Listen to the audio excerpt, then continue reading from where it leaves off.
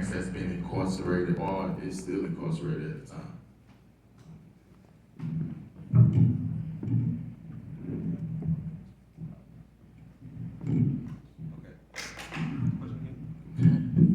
So basically, like, what does it look like for the youth to be impacted by homelessness and parents that have been incarcerated or who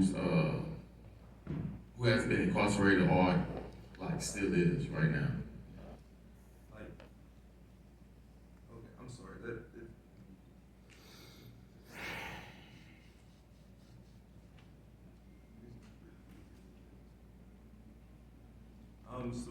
Support for the youth that have been impacted by homelessness or parents that have been or still are incarcerated can be like what she was saying, groups like these that help, like Amachi.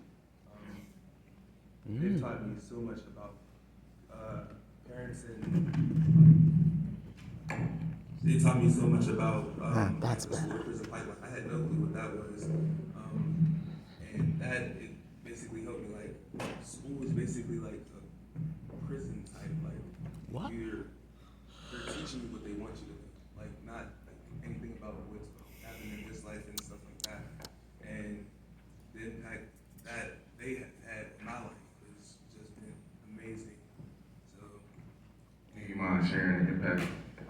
Like my family, we weren't as close, like, to as we are now because so many of my family members have been put in prison over things that they didn't do and haven't done, and it's put a hold on my family. And then being with the Machi, they helped bring our family together. All the activities and the stuff that they taught us there just helped bring my family back like closer together. And I now have great relationships with multiple of my family members. Uncles that are still in prison have great relationships with them. So that definitely helps me out. I don't have too much to say on the homeless spectrum because I don't have any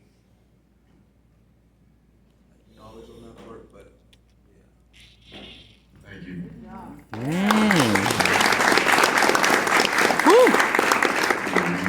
Let me hit it again. So no, it's okay, I got it. I can't relate with incarceration of like my parents or anything. Sorry. I'm not good with like telling my story, so I might cry a little bit, sorry. It's okay, babe. No, go ahead. You're dealing I with was professionals. homeless. My dad was emotionally, verbally abusive, and I had witnessed my mom emotionally, verbally, sexually, and physically get abused. Oh. Well, it's all right. You do. And there was a point in time where I had to move away from Pittsburgh for like, it was only for a year. A year? And only a few months into moving, my mom left because she couldn't handle it. Oh. And with how my dad treats females, it was pretty obvious he doesn't like women. So, with my mom leaving, I was the only one in the household. Me and my autistic brother and my dad. So, it was really rough on me because I took all the impact. So, for a while there, I was taking it all. There was a point in time I was struggling so much. I was terrified to be at home, so I went to a group home for a while. And he treated me like I was like a crazy kid, and it was just like a complete psycho. And he would say like, I'm on drugs, and like I'm on this and that. When I wasn't, I was a really good kid. And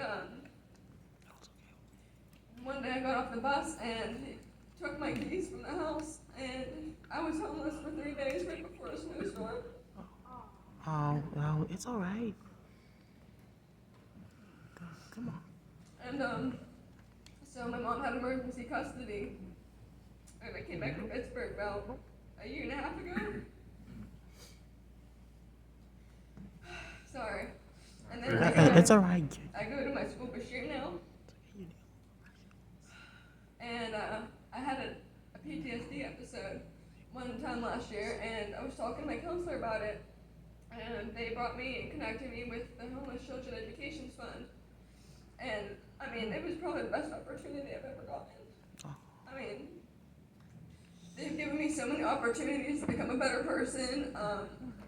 I mean, my mom and I, we moved into my grandparents' basement. So my mom and I are still roommates in my grandparents' basement. So we don't have much. So even still now, I mean, they give me like an amazing opportunity, and they give me so many opportunities like this one to become successful, get my voice out there, and you know, opportunities to get me money, and they provided for me in so many different aspects with like giving gift cards to just get simple things of like shampoo and conditioner, or like just face wash, or you know, bedding.